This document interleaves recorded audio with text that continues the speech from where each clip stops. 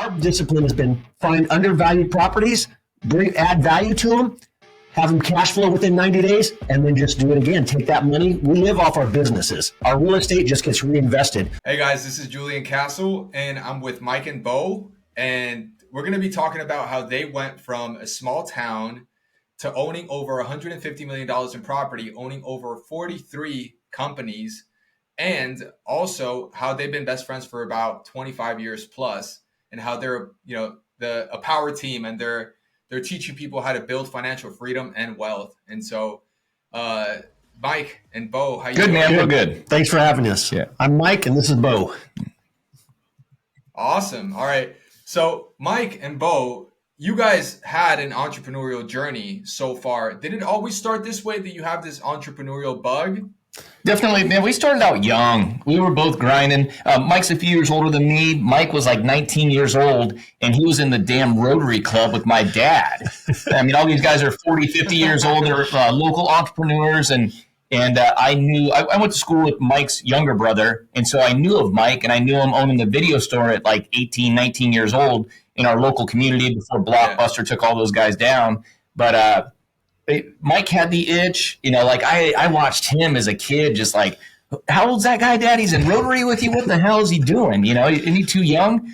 And my dad thought a lot of Mike, and then Mike surrounded himself with those people, and he was networking within our local community. So that's kind of like what we're doing now. We're helping people out, getting them the knowledge and trying to help them avoid a lot of the pitfalls that we ran into over 30 years of grinding, just trying to figure shit out on our own before social media or YouTube or anything was out there.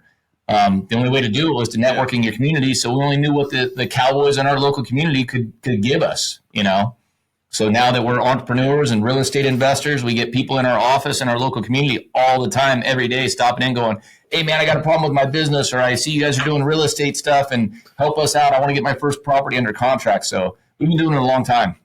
Absolutely. Yeah.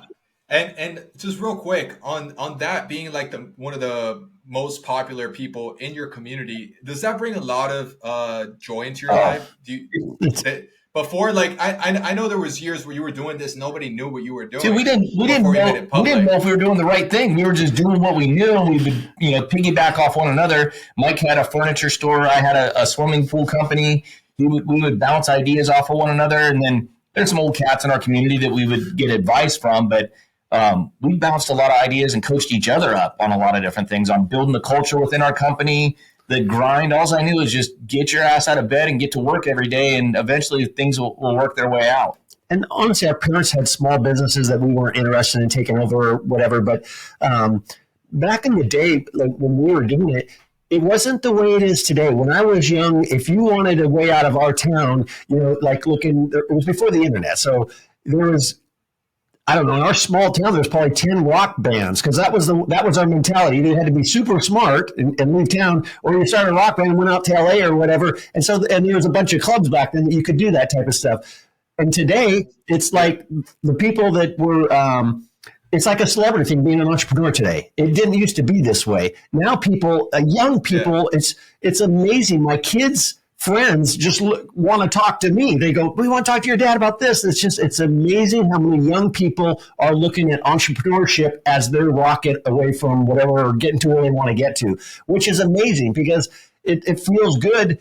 And for so many years, I don't want to say we were ignored, but we were just grinding, and no one cared if you had 4 video stores or this or that. Just, it didn't matter. But today, it's looked up upon. I mean, you feel like a little bit of a celebrity if you own multiple businesses in real estate, because people want that. It's out there on the internet. People want a piece of it, and for good reason. It's a way that you don't have to be grinding your whole life, and then when you stop working, the money quits coming in. Yeah. If you play the game right, you can quit working after you do your time. You can quit working and keep living the same lifestyle. The money keeps coming in if you do it right. So, and that's what we do, is we try to help people. It's organic. Our front door is open right now. Someone could come in and be waiting out there, and we'll talk to them. And then we hired some young staffs, and they started going, man, you guys are doing it special. Let's start filming it. Let's put it out there. It was not our idea, and now it's just kind of growing into.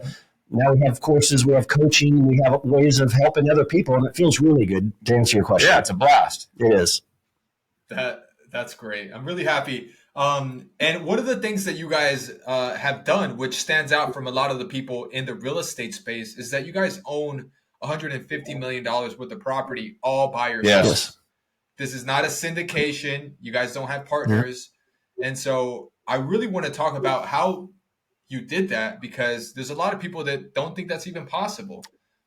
So can you touch on like what is the overview that you guys have done to get to this place? I would say the way that we started out, Mike and his brother started buying some real estate probably in the early 2000s, and then we started doing it together probably 10 years past that. So they probably had 15, 20 buildings at the time that Mike and I started partnering up and doing stuff. We'd always been best friends, talked business, did a few small partnership deals, but really didn't go hard into real estate right away. But Mike had come to me and he said, hey, my brother Dino out in Texas, we got the buildings, you've seen them.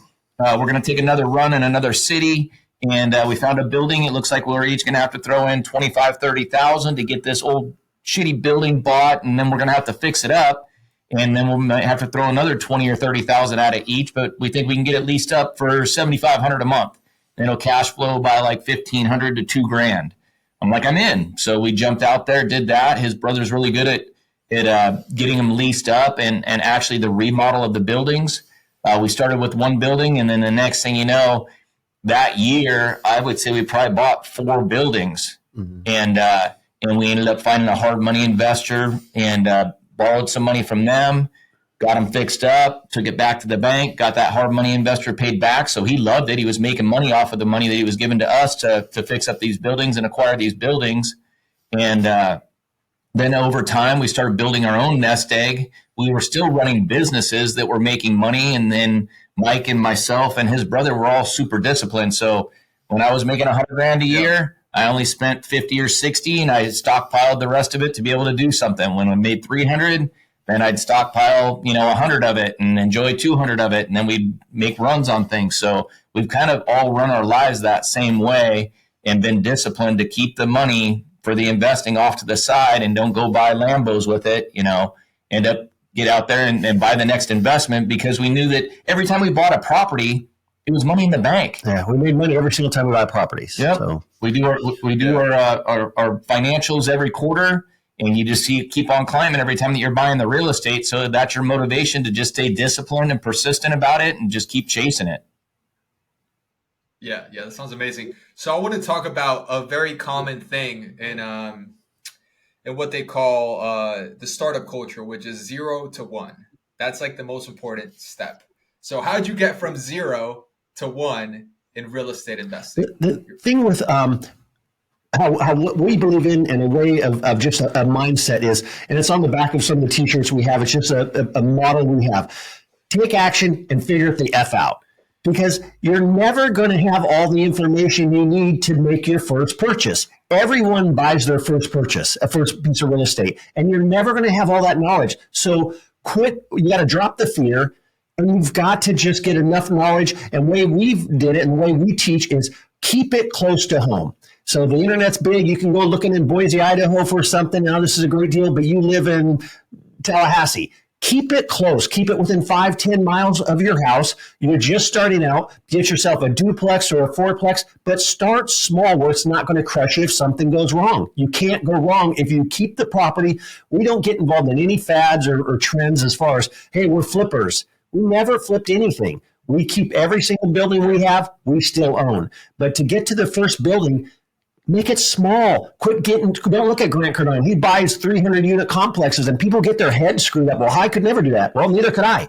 But I can sure go buy a fourplex. I can buy a sevenplex. I can buy an industrial building. I can buy flex space. I've got those, and I've just started out small. The first building we had literally had a cow tied up behind it. It should have been tore down, and my brother got it, and I got in there with our hands, redid it, got it leased out, kept the property. We still own that building today.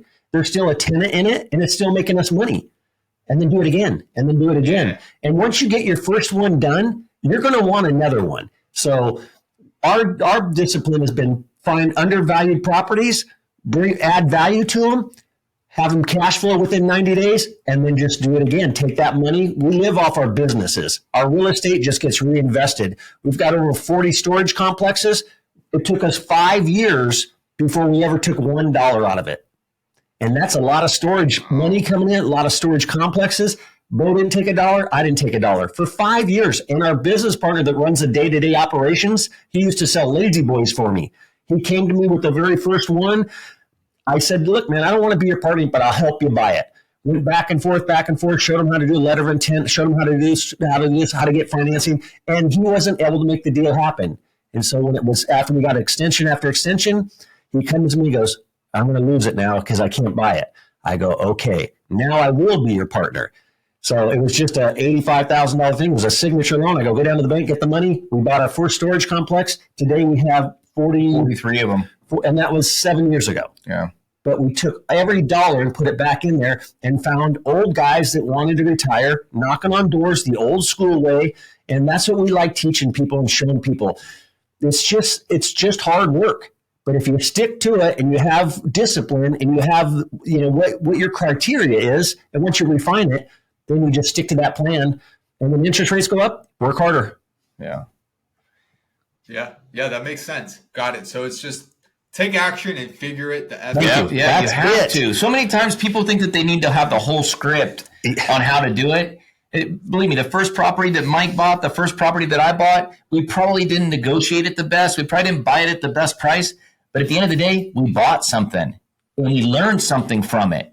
And so if we learn, I didn't realize what the fix-up costs were going to be. I guarantee you now, the properties that we buy, we can nail that shit down to, a few $1,000s of what we're going to put into the property. When we first started buying them, we look at it and go, oh yeah, it's probably going to cost, $30,000 to get it to where it needs to be. And the next thing you know, you spend $60,000 or $80,000. You're like, holy shit, we didn't realize that. But now when we buy a property, we know how to assess all that stuff. And then you roll all that back into negotiations whenever you're going to buy the property. You get better educated on the expenses that it's going to cost to get it to where it needs to be. And so then you use that in your negotiation tactics to buy it at a better price, because then you validate your price that you're offering. So. Gotcha. Okay, great. So it sounds like you guys did from trial and error. Yes. You guys just learned your way through. If you were to, what is the beginner foundation that someone needs to know in order to start investing in real estate, from your opinion? In my opinion, first of all, you got to look at, we look at everything from health, fitness, mindset. You've got to be ready. You've got to be going, guess what? If you're a fly, but there's a lot of, think of all the personalities. Everyone's got a different personality, but you got to be ready going, guess what? This is going to be a journey. I've got my life figured out as far as my relationship, where you live, your health is taken care of. And now you're ready to start investing, because you got to have everything. You got to have your ducks in a row. You got to be an organized person. You can't just be someone that can't put things together. Get your life together. And if that's it, now you're making money. I don't care if it's a W-2 job or if you've got a small business, you have to have your income. And when we preach and talk about, get your income up first, whatever you're making right now, because chances are you're living off every single dollar you make. I don't care if you're making $30,000 a year or $300,000 a year and you want to do your first real estate investment, you're probably broke. So with that in mind, keep your expenses the same, get your income up, take the profits that are left over that you're not spending and put that as your first down payment. Use that money that you're not going to miss. So you maybe even have a 401k, you have all that, but get yourself a nice chunk, 10, 20, 30,000, not that hard to save if you're disciplined, and use that for your first duplex or fourplex and get your feet wet. You're not going to go, if you know your area and you stay within your area, you're not going to buy in an area where no one's renting out a fourplex. You're probably going to buy an area where you know, hey, guess what? This is a high demand area or a good demand area. You buy that fourplex, even if you pay retail, as long as you're not trying to live off of it or take vacations, just let it go up in value. Let the tenants pay the debt down, take depreciation for tax advantages, take the profits that's left from there, and start putting together another pile with the profits from your real estate, the profits from living under the means of your business or your job. That pile grows back up to another 10, 20,000. Go do it again. And so it's not that hard, but you need to go. It's a long-term game. If you're watching this and you're one of those guys that, hey, make money fast, we're going to get rich quick, just turn the channel, because we have nothing to offer you. Ours is a long-term. We own the first building we ever bought, and we don't flip. And all those guys that, we were 90 balls from Vegas. We have guys come in here all the time. Yeah, I was flipping houses, did 32 homes, but they're coming to us, pitching us an idea or something. And I realized, oh, you're on the wrong side of 40. You got 3 kids. You made a bunch of money flipping homes, but you didn't keep any of them. And so you're looking at me like a deer in a headlight wanting some advice. Ooh, what if you would have just kept half of them? Ooh. You would still have income coming in. So we don't get involved in things that just are, they didn't lose any money in Bitcoin, didn't lose any money flipping houses. We're long-term guys. We like industrial. We like, and then once everything goes too high, for instance, like on multifamily, there's hardly any good deals out there because it's all over the internet. So guess what? We went to storage. Now that's too high because guess what? Now we're in flex space. So we just move with what trying to find the low hanging fruit. Gotcha. That's amazing. Is it right from what I've heard in your videos that you guys always buy at a discounted rate of about 70% of what the actual building value is? Yes. Is that right? Yeah. So we'll look at it 2 different ways: is try and get it under value, obviously 30% under value. The other thing is if we can value add to it. So like for storage, right now we're looking at a storage property. They've done a good job running it. They've gotten a little bit older. And so they've become friends with everyone that's renting from them, and they don't want to raise the rates, and they're not getting it up to market. Well, we know that if we buy it and we get it up to market, then we're actually buying it at about 70% value. So if we can value add that property by either fixing up the property to get the value up, Gotcha. or fixing up the property to be able to lease it at the going rate. A lot of times people, comment, oh yeah, you're gouging people. We're not looking to gouge anybody. We just want to get whatever it is. If we buy a 4-plex and they're renting the units at $700 and we're in that industry and we know that they should be going for $1,100, we're going to buy it. We're going to bump them to $900, then we're going to bump them to $1,000, and then we're going to take them up to $1,100. And then all of a sudden that property is generating more revenue. So the value of that property has come up. So we bought it 30% under value. Right. Because we're buying it based off of whatever the revenue is there. Not just the appraised value of it, but whatever the revenue of it is. The thing is, there's so many old guys out there. And so I would say half of our properties have been bought from either the older husband and wife that want to retire or their kids because they passed on. And we knock on doors because we'll buy things off LoopNext, Crexy, and local realtors. But at the same time, we're out looking for distressed properties. And then once you start doing that and you get good at identifying it, our negotiations a lot of times takes years. The property that we looked at 2 days ago, we're going to put into escrow today, we looked at in 2019. But it's just sometimes they take a while. And then we never take no for an answer. So when we talk to an old grumpy guy or an old happy guy, oh, I'm not ready to retire. No, I'm not selling. Perfect. How about if I stop by and see you in 6 months, John? All right, if you want to come by, I don't care, but I'm not selling. But guess what? If you keep doing this your whole life, pretty soon that guy just went from 80 to 85, and now he does want out. And that happens so many times. So we just stay really friendly, and we stay in contact. We put in our phones, and we reach out, and we call, and we talk, and we stop by. And guess what? Sooner or later, they either pass, just like I'm going to pass one day, and someone's going to own every piece of property I own. Someone's going to buy it from an old guy. Or I'm going to pass, and they're going to buy it from my kids. And that's what we do, is we just try to find undervalued properties. And a lot of times they're not charging enough. So we give them their asking price, and they, guess what? It's worth more because they paid $100,000 in 1980. And so now they want $300,000. But you know what? It's worth $500,000. It's worth $500,000 it for $300,000. So we'll give you your asking price, John. They're happy. We're happy. And we've done that over and over. We never pay retail for anything.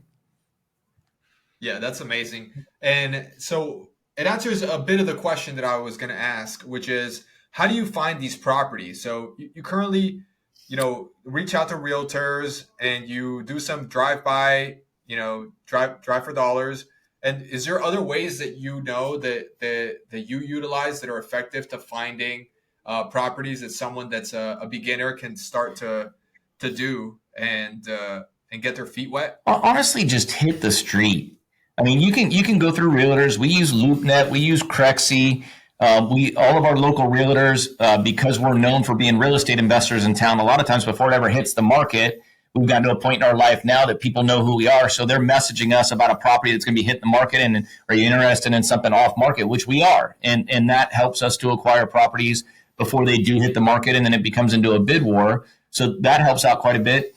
But like even in Texas, a lot of our light industrial stuff was just me and Mike and his brother Dino get in the truck, get a pad of paper, drive around. You find an old building that doesn't have the electric meter on it. There's weeds growing up around it. And so you write down the address. You do that about 20 different buildings throughout the day, come back to the office in the evening, and we just start looking them up online, find out when the last time that it sold was, find out what the homeowner's name is. We've got apps like Landglide on our phone that we can look up a lot of the information. There's a ton of apps out there that you can, get information and get people's contact information. And then we sit down the next day and you call all 20 of those people and just ask them, what's the situation with your building? Would you be interested in selling? And then we've got people in our acquisitions department that they're just saying, hey, we're with Mike and Bo. They're real estate investors. They get cash money on properties. Would you be interested in possibly selling? Oh, yeah, you would. And the thing about it is most people are going to get no's and they're going to get discouraged and they're going to go back to their 9 to 5 and go, that real estate thing, just no one wants to sell. Yeah. No, the majority of the properties that we own currently started out with a no. Yes. And it would be like, hey, no problem. At some point in time, I would think that you might want to sell. So just do me a favor. Here's my phone number. I'm going to give you my card. This is my name. Do you mind if I stop back in every 3 to 6 months and just see how things are going? And at some point in time, you are going to want to sell. So just do me a favor. Give me a call first. Because if I can get you a cash money, buyer, or if you're interested in doing an owner carry, I'd be the guy, that I can show you my financials and show you that we're stable and that we would be a good buyer for your property. And you show the love for their property because everybody loves their shit. They love their car. They love their home. They love their swimming pools the best. Old dudes love their building. They've been in it for 25 years. That's all they know. They get up every morning, have their coffee, their breakfast, and they go to the building. They love their building. So you got to show a little love for their building too and tell them the passion that you have for building it out and how you're going to make it even nicer. And people want to sell to people that are going to have the love for the real estate that they own and do something with it. Yeah. The thing is like everything Bo just said, all of our properties come from either divorce, death, or it's distressed property. Distressed properties. So distressed properties, you kind of underestimated when you said you do some driving. No. I said keep it close, and you drive every street. You know every street. You know every duplex. You know everyone. And as soon as you see the weeds go up, okay, something's changed, someone's died, something's happened in that property. And everyone knows a piece of property right now. There's a piece of property in your neighborhood that you go, wow, I wonder why that building looks like that. And then we knock on those doors. And then the other thing is in your life, you know an old guy that owns a muffler shop that quit doing as many jobs or whatever, or an AC shop or whatever. We go meet those old guys and go, dude, when you're ready to retire, we're it. Or guess what? You ready to retire? Because we'll buy you out and you can retire tomorrow. We'll do it with roofers. We'll do it. But if you do that every day and that's what you do and you meet those people and then you go see the old grumpy guy again in 6 months, now he's happy to see you. Pretty soon you're bringing him donuts, whatever it is, whatever that person likes. But you show them some love. You show them love for their property, give them close to what they want, and everybody wins. But when he leaves his roofing company, he doesn't know that the market for that type of 1 acre with a lay-down fenced area is what every contractor in the world loves. You lease them out so fast. As long as the area is growing, if you have 1 acre with a 4,000 square foot building or 2,500 square foot building, we reskin them right away, put new bathrooms in, put the small bathroom in, repaint it, put some fresh gravel down on the dirt, maybe put an automatic gate on. We lease it before we get done. So the old guy went and retired. We took it, freshened it up, made a rent that this guy never even thought was possible, and then just do short-term 3-year leases or 5-year, whatever they want. And then guess what? It cash flows, and it's paying for itself, and you got a guy, they're dealing with like-minded people. They're business people. Guess what? They never call. You never hear from them again until their lease comes up. So, and then just go buy another one. And then if you have 50 of them, why not have 51? But you got to start out with one. You got to keep it simple, and you got to realize it doesn't come easy. And you're not going to. Most people just give up. That's the thing. Yeah. Most people just don't have the drive, the discipline to get up, eat right, do the right thing, be a good person, be a badass, work harder than the next person, and don't ever give up.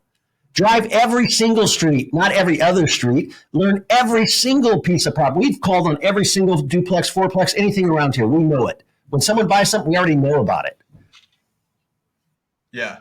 Yeah, so that's an important point you bring up, and real estate is about the hustle, and a lot of people don't get there. Yep. Yeah. So, what was it that you guys do that was the reason you kept going? One thing. Why didn't you quit like 6 months in? One thing, just we're not. Bo's got a good story of being a line toucher. I'll let you tell that. But you've got to be. That's why we do have business partners in all these industries. But every person we're in partners with, if they were in the room, they would leave and you'd go, that's a bad motherfucker. And no matter how you see things, you'll have that concept. We only get in bed with guys that get up or sleep standing up or have a positive attitude and are the working guys that get stuff done, or women. Believe me, we love powerful women too. So, but you got to be born with something that goes, guess what? If I wasn't doing real estate, I'm successful in it. If I was doing cupcakes, guess what? I'd have badass cupcakes. They'd be everywhere and you'd know about my cupcakes. And he's that way with pools. You look up Mojave County and you look up pools, who builds the best and badass pools, it's this guy. You look up furniture, I sell more furniture than anybody. 3 different stores. I do the best I can on every single thing. There's no letting off the throttle. And our partners are the same way. We own Houston Motorsports. We got a badass partner that runs the day-to-day operations of Houston Motorsports. We started out buying one Houston Motorsports, did $7 million the year before we bought it. The first year that we got into it, we did $40 million. And then in the next 12 months, we bought 3 more dealerships and then opened another one. But it's our passion. You know, like a lot of people that are in our friend group are like, why don't you guys retire? You guys are good, right? It's like, because we fucking love what we're doing. We go to work for quarterback. Why didn't we give up this position? No, it's the best, man. You know, and then surround yourself with like-minded people. And it's like a fraternity, man. We're fucking enjoying what we're doing. Like-minded people chasing the same thing. Yeah. We're not golfing anytime soon. That's amazing. Yeah. Yeah. So it sounds like I want to touch on the businesses a little bit, because you guys have a portfolio of businesses that's quite big. And from what I've learned before is that people usually should stay into one industry, you know, get really good at one thing. But obviously you guys have gotten, you know, all these different businesses and have been able to be successful with them.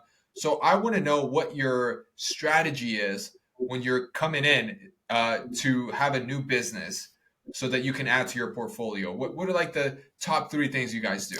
One thing I got in the video business when I was really young, and it was on our 3rd day of business. We had projections out 3 years. Had a cousin that was in the business, and he helped me with all that. It wasn't like I could put that together, but we had projections for 3 years. On our 3rd day in business, we did what we thought we'd do 3 years in advance. So it just, back then you just found a location, opened up, and you made money. So it was like, wow, this is amazing.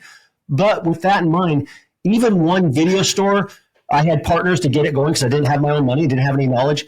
I realized right away, I go, guess what? One video store, that's not enough. And so I got another one. And I go, two's not going to be enough. So I knew for myself what I wanted. I didn't want to be like my parents where you had one business and you raise your family. And there's nothing wrong with that. I'm all American. That's the thing to do. But Bo's got the same drive I have.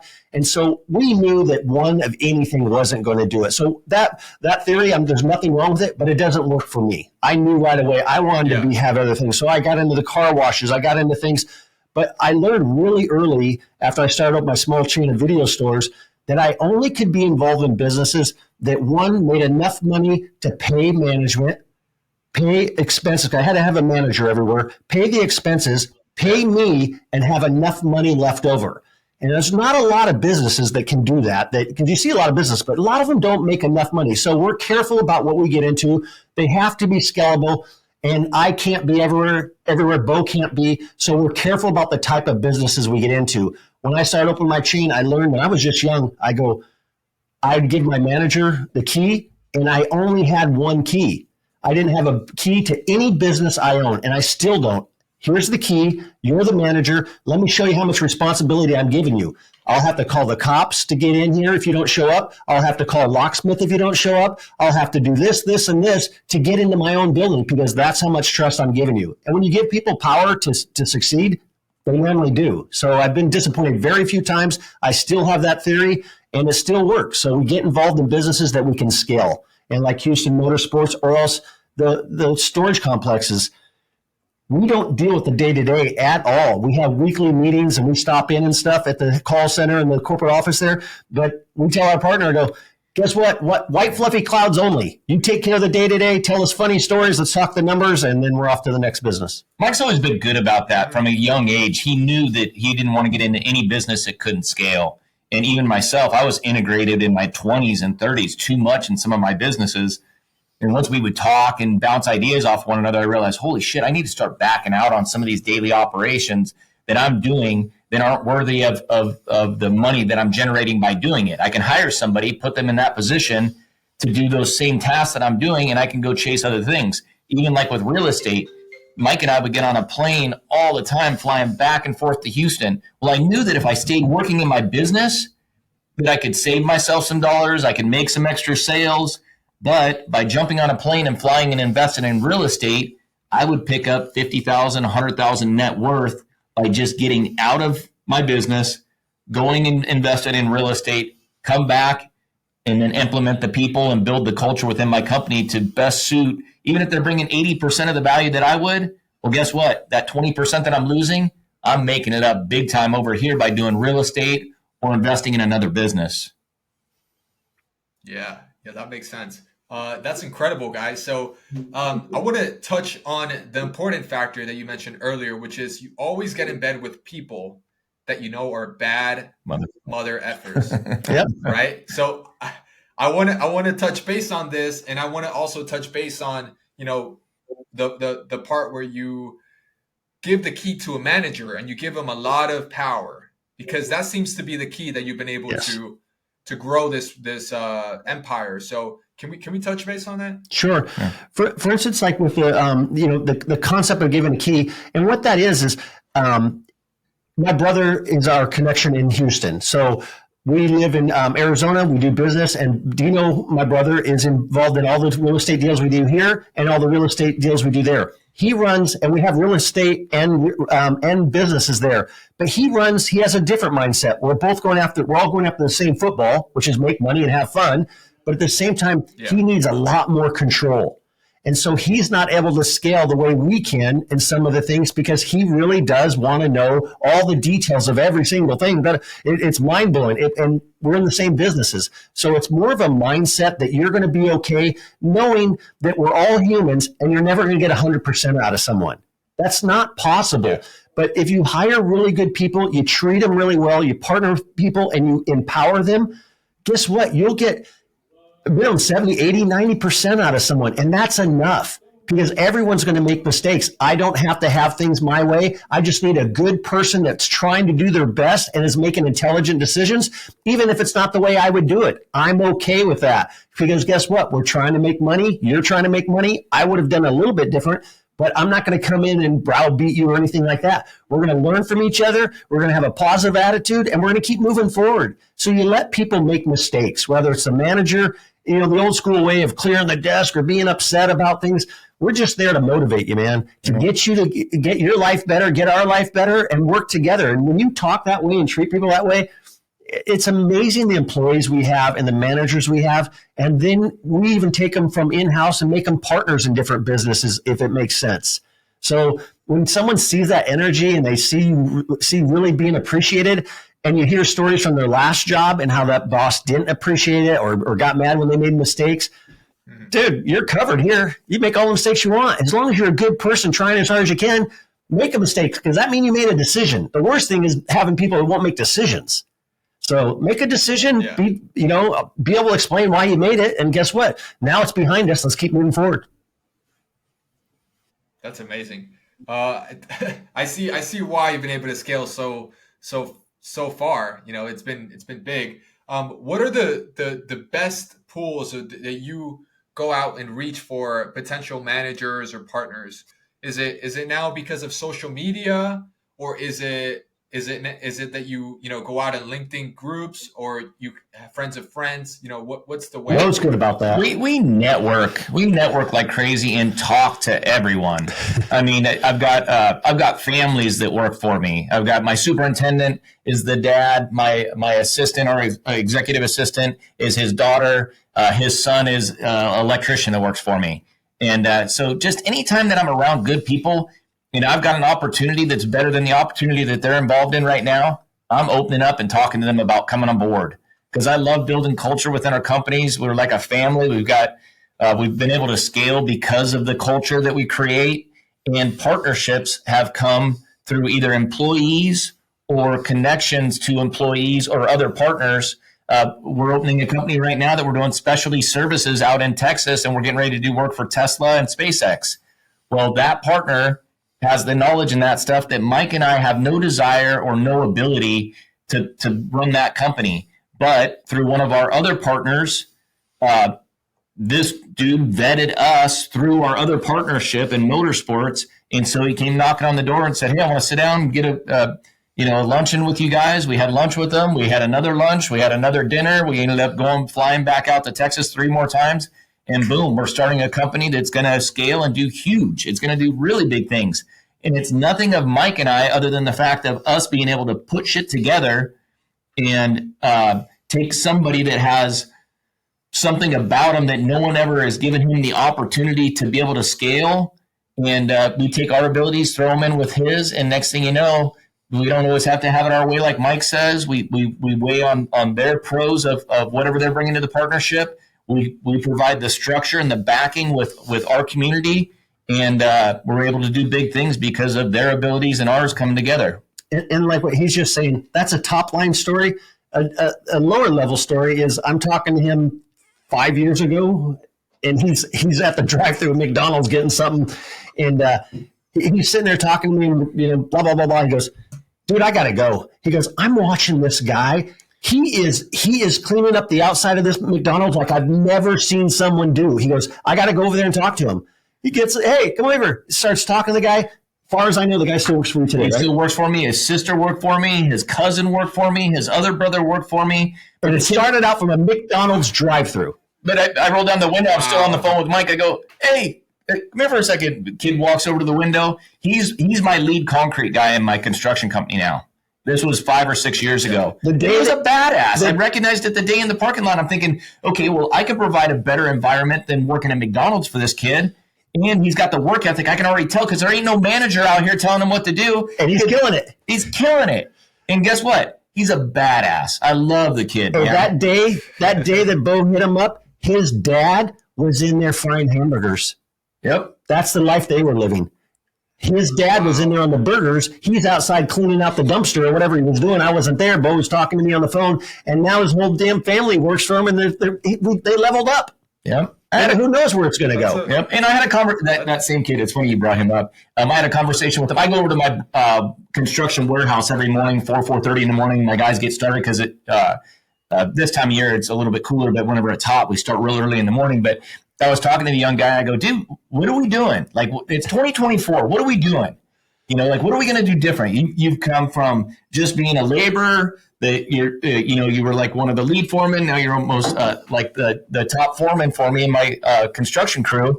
What are we doing this year?" I go, you're going to keep growing. Do you want to scale? Do you want to go out on your own and do your own thing? Because I'm not opposed to that either. If someone's abilities are beyond what I can offer within one of my companies, go get it. Yeah. Let us be your stepping stone. But if we can keep scaling this company, I can provide you enough income that you're happy and things are working out. You're going to have retirement someday. Let's just keep on rolling. But, and I'm open like that with them. So I feel like my employees don't ever feel like I'm holding them back. And it helps to breed a good culture within the company. And that's why I got like 60 some guys that are out grinding for me every day.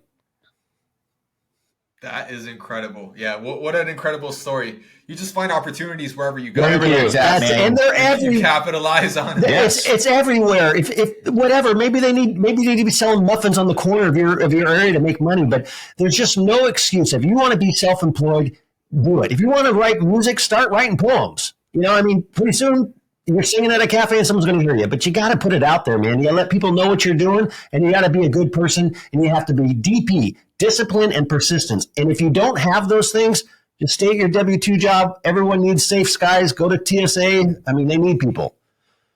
But if you yeah, that's incredible. I want to touch base on something you mentioned, which is the reason why you have so many partnerships, which is that you bring in your strengths into the partnership. Yeah. And so you add to it. And so I want to just mention, what are your strengths individually? Like, what are you really good at, and what do you add to the table when someone's about to start a business with you? Well, right now, it can be a lot of it is financial backing, but a lot of people are think of another way to look at it, but are like the Lion on the Wizard of Oz.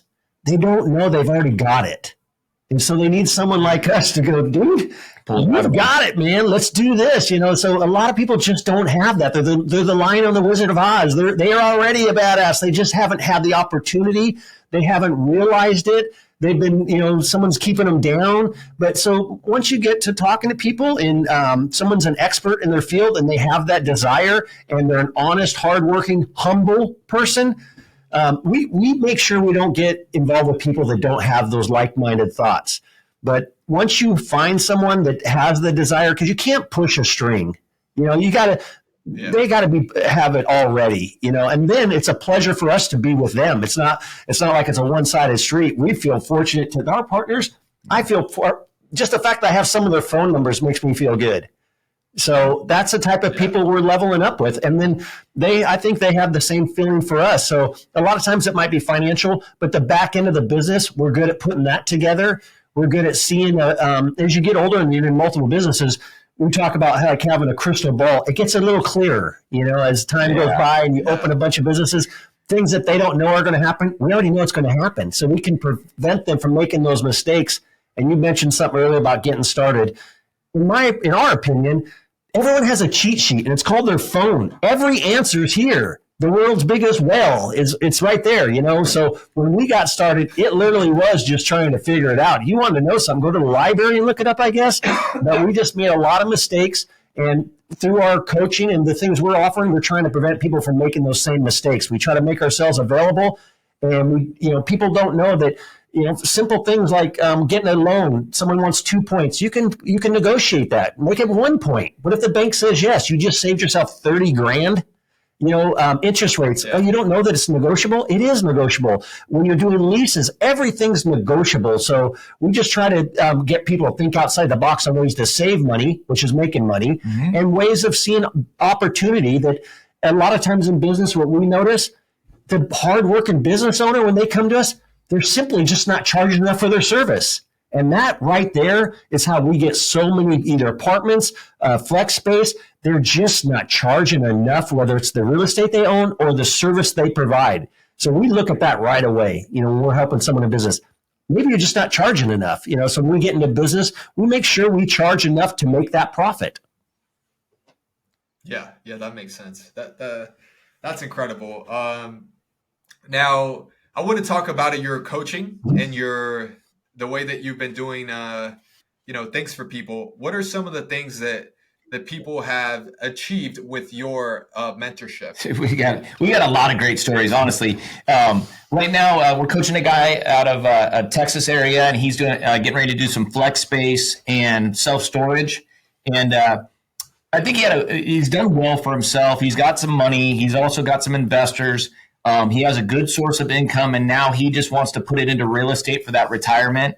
And so he's building out a big, I want to say it's like 14,000 square foot complex. It's going to be storage.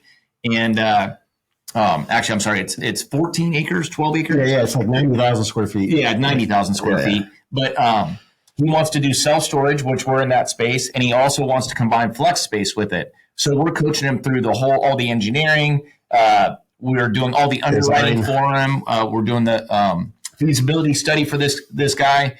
And through our experience, it's kind of nice because, we're charging a fee for it, but this dude is going to make tenfold whatever we're charging him to do it because we're helping him overcome those pitfalls that this dude and I did for 30 years that cost us a shitload of money. So this guy's going to kill it. We've already made some design changes and coached him through some of the negotiations for getting the money to save him quite a bit of money. But on the other side, we got two brothers that are up in Wyoming that we started coaching them about 9 months ago. Since then, I want to say they own like 12 or 14 multifamily homes, and they landed a deal on their first self-storage that they got it with zero money out of pocket. And we just coached them up, got on Zoom calls. These guys were like, well, the bank says that, or the realtor says that I can't talk to the owner that I'm buying it from. He doesn't want me to talk to him. I'm like, dude, you find out who he is, contact him, meet him at the property. They met the dude at the property. They fell in love with him so much. The guy said, hey, I'll tell you what, your down payment with the financing from the local community bank, he goes, we'll put you in second position and I'll carry the note in second position. So these guys were going to have to drum up $35,000 or $40,000 down. And it turned out they didn't have to put any money down. So they bought their first storage complex, and our first storage complex was $85,000. These guys bought the same like property as what we did to start our portfolio. So there's multiple guys. We had a guy in from Cleveland that drove down from Cleveland, Ohio, all the way to Arizona for Thanksgiving to sit in with us for an hour, and he's out closing deals now. So it's been really fun. There's also you got another story of a father and son, a local father and son, and I've known the dad for a long time, and the son is taking over the company and has been working in it his whole life. And he's a good kid. It's not like, keeping my son along. No, he's a hard-working kid. So it takes the dad 35 years to put together, saves. He's a conservative guy, works hard. It's a blue-collar business. And he ends up putting together about $1 million, $1.3 million. Well, his son is young and wants to do some of the things. He's watching social media. But his dad put this money together. It took him so many years that he's hanging on to that money like the Hope Diamond. And it's making 1-2% interest, 3%, whatever it is. And his son, so they come into us and they go, well, what do you do in real estate? And so we explain to them the type of light industrial that is in our area that they're familiar with because they work out of a similar type building.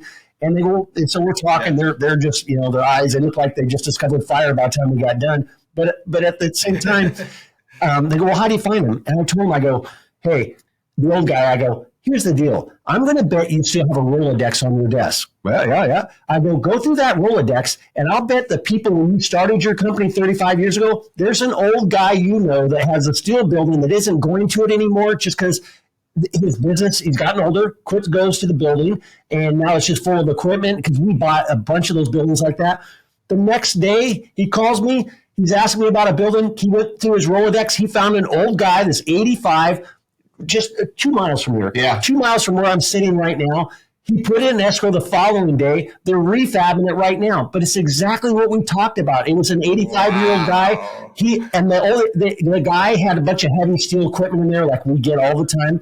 So they were able to sell that, make whatever dollars they made out of that. The old guy said, just keep that. But the price they negotiated is exactly where we want to buy it. And we gave them some advice on what to charge for the rents. But now they took the money that was sitting there, took a portion of it, bought a light industrial building. They're going to be cash flowing from day one. I would say they bought it 20 to 30% undervalued from a guy and gave him his asking price. So they probably made $100,000 that day. That day that they closed, they made for sure $100,000. Now they're going to get cash flow, and it's going to pay down the debt, and it's going to go up to 3-4% a year forever. So it's just, and they're going to get depreciation on it. So it's a no lose situation. So now they're that portion of that $1.3 million, instead of making 3% on the money in the bank because he was so hanging onto it, it's making 20% on it, whatever it is. They're making money and it's cash flowing. So it's fun when it happens that fast. It doesn't normally happen that fast, believe me. But they bought into it right away and go, you're right. And so went home, looked at the Rolodex, found an old guy, and it just happened to click, click, click, and the guy was ready to sell it right then. So it's fun. Yeah, that's an amazing story of someone that took action. Yes, exactly. That's the name of the game. I don't hear too many stories of people that didn't take action. But the other thing is they were willing to ask for help. Remember that also. That's a big thing. You got to be able to ask, man. If I want to learn how to play the flute, I'm going to sit home all day by myself. I'm going to get lessons, right? And that's what we want to do. We want to, if you really do want to work and you want to look for deals, and even if you can't afford a deal, bring us in, whatever. But we're not interested in spending time with people that are dreamers. Go dream, go do that on your own. But if you're a hard worker, you're already a hard worker. You're already organized. You already got your shit together. Yeah. I'm not. Some guy comes in with a Marlboro and a supersized slushie or whatever, and a big dream. We got nothing to talk about, dude. You obviously don't care about your health. You don't care about anything else. I'm not doing business with you, man. Yeah, we're looking for quality people. Yeah, that's amazing. I want to talk a little bit about what you probably already know how to do very well, and you probably teach your students, which is how to talk to the owner in a way that makes them fall in love with you, because nobody really teaches this kind of stuff. This is nobody has this kind of tactical information, and the owners, it's a people business. They do the deal with you if they like you, And, people are all about the numbers sometimes and not about the relationship, but the relationship are what gets you everything in life. Relationship is everything. Can you give us... It's everything. Yeah. We just talked last night. We got a coaching call on Thursdays. This Thursday's coaching call that we're doing, we say it's going to be an hour. It always ends up running to an hour and a half, sometimes 2 hours. But what we're doing on that is we're taking footage of us negotiating, like in the field, action happening on a property that we're doing right now. And it's not long and drawn out. There's just pointers to it that you just need to understand the questions to ask and how to build the relationship with the seller. And it's natural to us because we've been doing it so long. But I understand if you're a first-time buyer and you don't have that first deal under contract and you're not really sure and it's kind of cloudy, it would clear all that shit up. Yeah. And I love talking through that stuff because it's sales. I started out in sales. I sold swimming pools. I sold bread. In all of our companies, we love sales. Mike's a retail guy, loves sales. But we talk about giving the best buying experience in any of our businesses, and that same thing relates to buying real estate. Yeah. It's a relationship-driven company. You have to develop relationships and find out what makes that person tick and find out what their anguish points are or their speed bumps that they're trying to get over. And then you provide the avenue to get around those speed bumps so that you can end up closing the deal. And then the other half of it, what about the properties that we go through a realtor? Guess what? We build those relationships too. Yeah. We make sure that we're on time. We do what we say we're going to. We close on properties that we say we're going to close on. And we make it easy for the realtor. And so guess what? We don't have just one. We have multiple real estate agents that are loving to do business with us. So we hear about every deal, whether it's in Texas. We do business south of Houston with my brother, Dino. We got relationships out there. And we just make sure that we build the relationships with the realtors also. Because what about the ones that are going to go on the market that we're never going to see? So we work on the relationships with the owners when we can talk to them, and we work on the relationship with the realtors so that we've got an inside job on every single thing we do. We're always looking for an edge. And relationships is always an edge. And most people just don't understand that it's always about how you talk to people, how you communicate with people. Are you direct? Are you crystal clear of what you're trying to accomplish? And Bo's really good at building those relationships. I'm more of a fast guy, samurai sword. This guy can massage the situation forever. And then I'm like, can't you just ask him to sell? He goes, no. I'm going to meet him again. I'm going to talk to him again. And then 6 months later, we end up buying it. I'm like, I thought that was a dead deal. He goes, no, I've been working it the whole time. Yeah. So it sounds like by the time Bo is done, they ask him if they want to buy the property. Dude, he went up. We bought a storage complex, and him and our assistant, his assistant, he goes, yeah, we're going up there to have lunch with them. And I'm like, we bought that a year ago. I know, but they're nice people. We're going to go. I'm like, all right, go ahead, whatever. But that's it, man. He's really good at negotiating. He's really good at building those relationships, and it's from the heart. So you build those relationships, and then when you own the property, sometimes you still stay in contact with them, because, hey, you built a relationship, and it means something to those people. So it's awesome. It means something to us, too. So it's fun to treat someone's building with respect. Because those old guys and those people, the couples, they put so many years into it, and then you call up and go, hey, yeah, this is Johnny from such and such. You want to sell your property? We get letters and calls every single day from people who want to buy our property. And it's always a joke, yeah, no, don't answer or whatever. But when you show respect and you show how much you appreciate and you let them know, well, you remember that old building down there? That's ours. We refurbished it. You're going to sell us your property. It's going to be in good hands. It's like them turning their kids over to you. Sometimes, they get emotionally attached to their properties. And so show them respect, man. And then, yeah, that's amazing. On that, it sounds like you definitely have it down for sure. Do you guys have a couple of pointers that the audience could take away that they could just practice that, in the next call they make to an owner or the next realtor call that they make? The thing about it is so many times, and like, this is what makes our partnership good. I mean, because there's things that Mike's really good at, like he's boasting me about the way that I negotiate, but he handles a lot of things and sees things a little bit clearer than most. And Mike likes to get a deal done as fast as possible. And like he said, he's retail. So you come in the door, let me show you the couch. You interested in the couch, buy the couch. What do you want? Red, blue, gray, whatever. And then the transaction's done. I came from selling swimming pools. So it's long and drawn out, developing the relationship, get them to feel comfortable, because you're not buying a $2,000 couch. You're buying a $100,000 backyard. And so I tried to massage that relationship to get the confidence up in my buyer, to have them feel confident coming with me through the transaction. And so what I would say is my biggest piece of advice is you got to develop the relationship. So don't think that you're going to go in, you're going to set the price, you're going to set the terms, and then you're going to get a yes or no. You don't have to know everything either. Yeah. Even if you're going in, like people that we coach, that we tell them, if it's a good enough deal, we'll partner with you on it. I got a buddy of mine from college right now. We play college basketball together. He's had a great job. He's got a 401k, but he's never done any investing, and he's all caught up in our social media. So now he's working for us, and he's out chasing properties. And I told him from the beginning, you don't need to know what the price needs to be. You don't need to know anything other than if they're interested in possibly selling. So just go out, meet with the people, knock on the door. Hey, my name's Chris. I got a buddy of mine from college that we've stayed close friends for all these years. He's a real estate investor, a cash buyer, and he just has me out looking at properties to see if anyone's interested in selling. Would you be interested in selling your property? If they say yes, then guess what? Hammer it down. Find out exactly what they want. Okay, they want $300,000. Okay, well, I don't know if that's a good deal or a bad deal or anything. I just wanted to find out if you wanted to sell and then take it back to me, and then I'll analyze it. Yeah. Well, like for most people, if they're getting out to go do that, they think that they need to know everything. All you need to know, do I have a buyer or don't I? And then you got to have somebody that is a mentor to you or somebody that's in your circle, no matter where you live at, that you can go to and go, hey, I think I got somebody that is interested in selling. Could you help me put together a deal? And if you don't have somebody in your community, well, you can contact Mike and Bo and we'll figure it out for you. Yeah. You know? And the other thing is, don't be afraid. Like I say, keep it, especially when you're just starting out. Obviously, there's people listening that are experts and, better than we are at it. So that's fine. But if you're just starting out, maybe you're young, maybe you're older and just starting out, there's someone in your family circle or your friendship, either the first round or second round, that has a mom, a dad, them that wants to sell a duplex or a fourplex or has 3 fourplexes.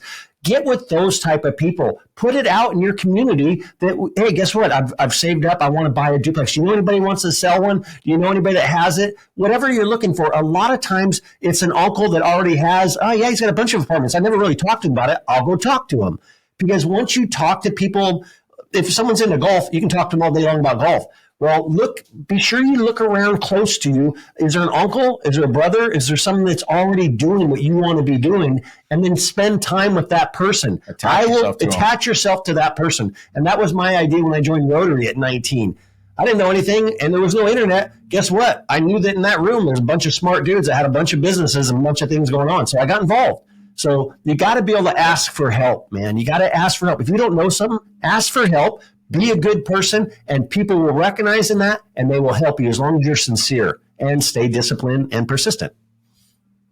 Yeah, that's amazing. All right, guys. So I think we're getting ready to wrap up here. So if someone wants to reach out to Mike and Bo, what are the handles, the email, if they want to send the deal in, if they want to ask a question?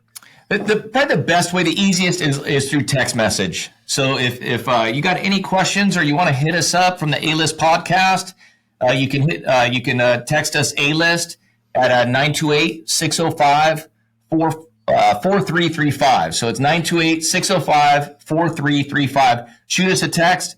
If you go on Instagram, it's Mike and Bo. And then you can DM us on Instagram as well, and we'll get right back to you. We got junior coaches and stuff that'll reach out to you, let you know the services that we provide. But if you're looking to level up, man, you contact us. We love helping people out in real estate or business. Yep. Keep it simple, keep it small when you're starting out, and keep it close to home, man. Don't get buying into all this stuff, the quick ways to make money on anything on the internet, man. It's going to be a grind. It's going to be fun, but it's going to take a long time, man. And so as long as you're patient and you want to work hard, then we can help you. But as far as getting rich quick, call someone else. I love it. All right, guys. So thank you so much for stopping by. And I want to also do a follow-up maybe in the future. I know you guys have some things going on. Your presence is going to grow. So it'll be great to see more of those stories of your students. They're incredible stories. Awesome. To be real. So so thank you guys. Hope you guys have a good day, and we'll talk soon. Okay. All right. Thanks, man. Thank you very much, man.